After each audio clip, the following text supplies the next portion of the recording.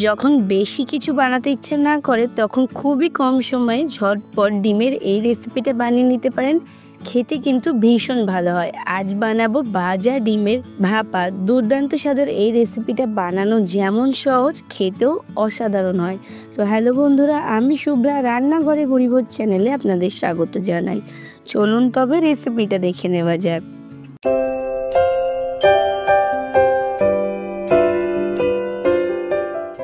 ডিমের এই রেসিপিটা বানানোর জন্য প্রথমেই আমি একটা মশলা তৈরি করে নেব। তার জন্য শিলনোড়ায় 2 টেবিল চামচ পরিমাণে পোস্ত নিয়ে নিয়েছি। পোস্ত পরিমাণটা একটু বেশি দেব। 1 চা চামচ সাদা সর্ষে, 1 চা চামচ কালো সর্ষে দিয়ে একটু একটু করে জল দিয়ে মসৃণ একটা পেস্ট বানিয়ে নেব মশলার। শিলনোড়ায় বাটলে কিন্তু পোস্তর স্বাদ অনেক বেশি ভালো হয়, তাই আমি শিলনোড়ায় বেটেছি। আপনারা যদি মিক্সিতে বাটেন তাহলে সেক্ষেত্রে আগে মিক্সির জারটা জল না দিয়ে একটু ঘুরিয়ে নেবেন, তারপর আবার একটু জল দিয়ে পেস্ট করে নেবেন। তবে শিলনোড়ায় বাটলে স্বাদ কিন্তু অনেক বেশি ভালো হয়। তো এরকমভাবে মশলাটা একদম স্মুথ করে বা মিহি করে বেটে নিয়েছি। মশলা যত মিহি হবে বাটা, খেতে তত বেশি ভালো লাগবে। আর এখানে আমার মশলাটা বাটা হয়ে গেছে।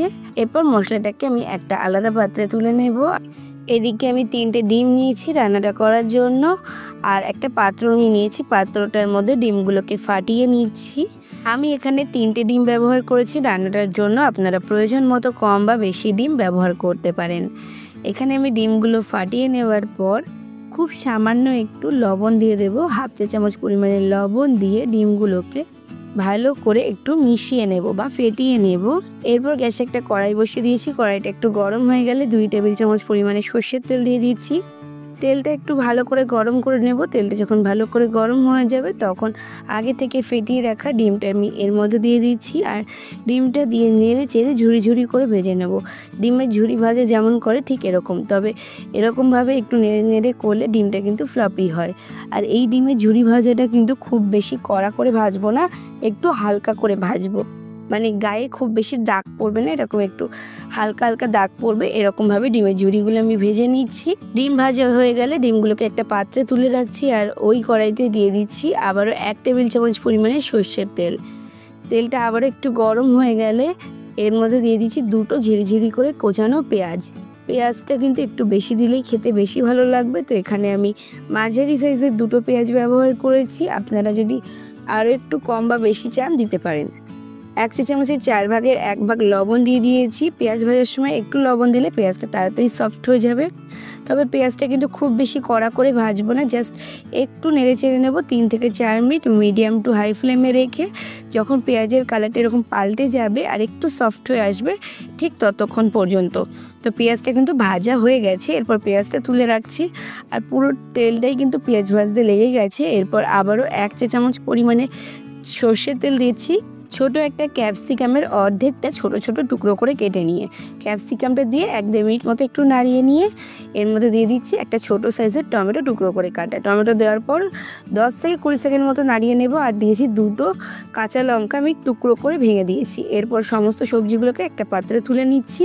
এরপর ওই যে প্রথমেই ডিমটা ভেজে রেখেছিলাম সেই পাত্রটা নিয়ে নিয়েছি, তার মধ্যে দিয়ে দিলাম পেঁয়াজ ভাজাটা। এই ডিম ভাজার সাথে পেঁয়াজ ভাজার ফ্লেভারটা কিন্তু ভীষণ ভালো লাগে। তো পেঁয়াজ ভাজাটা দিয়ে দিচ্ছি। আর দিয়ে দিচ্ছি যে ক্যাপসিকাম টমেটোটা ভেজেছিলাম হালকা করে, সেটা দিয়ে দিচ্ছি। টমেটো আর ক্যাপসিকাম কিন্তু খুব বেশি ভাজা যাবে না, যাতে সফট না হয়ে যায়, এরকম একটু শক্ত শক্ত থাকবে। এরপর সমস্ত কিছু বেশ সুন্দর করে নেড়ে চেড়ে মিশিয়ে নিতে হবে। খুব ভালো করে মেশাতে হবে যাতে সমস্ত ফ্লেভারগুলো সমস্ত জায়গায় ভালোভাবে মিশে যায়। আর ফ্লেভারগুলো মিশলেই কিন্তু খেতে বেশি ভালো লাগবে। সমস্ত কিছু মিশিয়ে নিয়ে আগে থেকে যে মশলাটা বানিয়ে রেখেছিলাম সেই মশলাটাও আমি দিয়ে দিচ্ছি। আপনারা যদি ঝাল বেশি খান তবে এই মশলা বাটার সময় কিন্তু কয়েকটা কাঁচা লঙ্কা বেটে নিতে পারেন। বাটি ধুয়ে দিয়ে দিলাম বেশ কিছুটা জল। এখানে 1 কাপে 4 ভাগের 1 ভাগ জল দিয়েছি বা 1/4 কাপ জল দিয়েছি। এরপর সমস্ত কিছু আবারও খুব ভালোভাবে একটু নেড়েচেড়ে মিশিয়ে নেব। আর এই মেশানোটাই কিন্তু খুব ভালো করে মেশাতে হবে, কারণ এরপরে আমি ভাপে দেব। তো খুব ভালোভাবে মিশিয়ে নিতে হবে, পরে আর মেশানো যাবে না। আর সমস্ত কিছু খুব ভালোভাবে মিশিয়ে নিচ্ছি। আমার একটু লবণ কম হয়েছিল, তাই 1 চা চামচের 4 ভাগে 1 ভাগ বা 1/4 চা চামচ লবণ এখানে আমি অ্যাড করেছি। আর কোনো বেশি মশলা লাগবে না। খুব ভালো করে মিশিয়ে নিয়েছি 2 থেকে 3 মিনিট সময় ধরে। এরপর আমি একটা টিফিন বক্সে এগুলোকে ভাপে দেব। তার জন্য একটা স্টিলের টিফিন বক্স নিয়ে নিয়েছি, তার মধ্যে সমস্ত মিশ্রণটা দিয়ে দিলাম, যেটা ডিম ভাজা আর বাকি সমস্ত কিছু দেওয়া ছিল।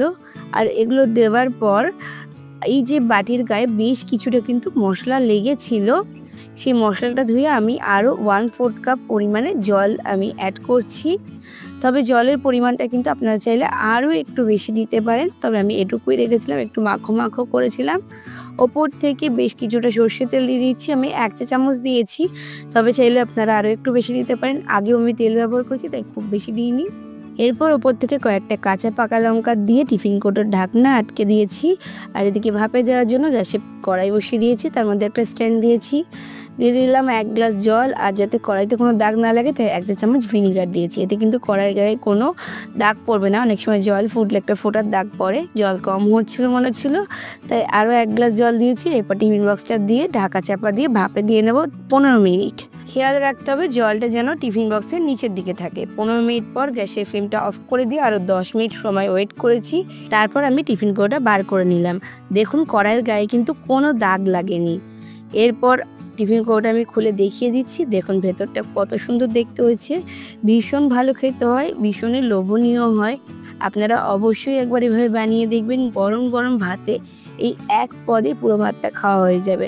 অনেক সময় ব্যস্ততার কারণে আমরা বেশি রান্না করতে পারি না, এই রান্নাটা করতে সময়ও খুব কম লাগে আর খেতেও দুর্দান্ত হয়। একটা বাটির মধ্যে আমি সার্ভ করে দিচ্ছি। টিফিন বক্সটা খোলার পর কিন্তু গন্ধে সারা বাড়ি মোমো করবে, এতই সুন্দর গন্ধ বেরোয় আর গরম গরম ভাতে অমৃত লাগে। আপনারা অবশ্যই আমার রেসিপিটা ফলো করে বাড়িতে একবার বানাবেন। আমি ভাতের সাথে সার্ভ করে দেখিয়ে দিচ্ছি। রেসিপি আপনাদের কেমন লাগলো কমেন্টস করে জানাতে কিন্তু একদম ভুলবেন না। রেসিপি ভালো লাগলে লাইক শেয়ার করে অন্যদের দেখার সুযোগ করে দেবেন। এরকম আরও ভালো ভালো রেসিপির জন্য আমার ইউটিউব চ্যানেলটা একবার ঘুরে আসতে পারেন, সেখানে কিন্তু 400-এরও বেশি নিত্য নতুন রান্নার রেসিপি শেয়ার করা আছে। যদি ফেসবুক থেকে আমার রেসিপিটা দেখে থাকেন অবশ্যই পেজটাকে ফলো করে দেবেন। ইউটিউব থেকে দেখে থাকলে চ্যানেলটাকে সাবস্ক্রাইব করে পাশে থাকা বেল আইকনে ক্লিক করে দেবেন, যাতে পরবর্তীকালে চ্যানেলে যখন নতুন কোনো রেসিপির ভিডিও আপলোড করব সবার আগে আপনাদের ফোনে নোটিফিকেশান পৌঁছে যায়। আজকে এই পর্যন্তই, আবার আসবো অন্য কোনো দিন অন্য কোনো রেসিপি নিয়ে। ততক্ষণ ভালো থাকবেন, সুস্থ থাকবেন।